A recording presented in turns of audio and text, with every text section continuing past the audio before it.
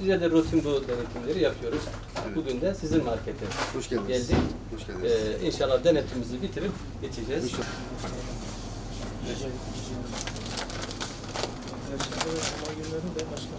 Bunları biz mümkün mertebe dikkat edeceğiz. Başkanım zaten biz gümrük fiyat kontrolümüzü yapıyoruz. Şirkete...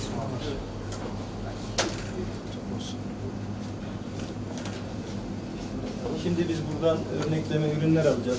Evet. Bunları kasadan, buradan da etiketleri görüntüleyeceğiz. Hemşehrilerimizin güvenli, rahat alışveriş yapmaları için de belediyemiz bu rutin denetimleri yapacak. Tabii bu hem hemşehrilerimizin sağlıklı, güvenli alışveriş temin etme, hem de sizin de aynı şekilde o disiplin içerisinde bu hizmeti sunmanıza sebep olacak.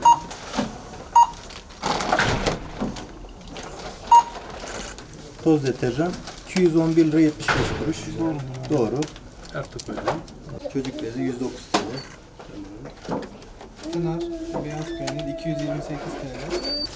Burcu domates salçası 43 lira 90 kuruş. Şurada. Tamamında herhangi bir fiyat farkı çıkmadı.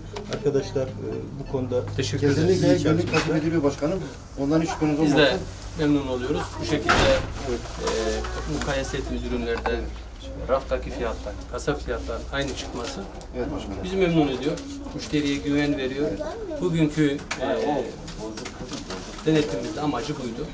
Hem denetimi sağlarken asıl gayemiz hemşehrilerimizin güven içinde alışveriş yapması. Kesinlikle haklısınız başkanım.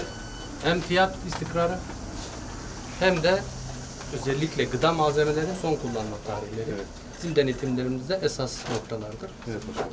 Bugün de sizin marketimizde yapmış olduğumuz bu denetim sorunsuz sonuçlanmıştır. Teşekkür ederim. Çalışmalarınıza başarılar diliyorum. Razı olsun, teşekkür ederim. Bu disiplinizi muhafaza etmenizi istirham ediyoruz. Battal Gazili hemşehrilerimiz bizlere güvensinler. Evet. Alışveriş yaptıkları marketleri de bizim denetim yaptığımızı varsayarak huzur içinde alışverişlerini yapsınlar. tanzim edip ilgili valiye göndereceğiz. Burada da bir ürün bakalım.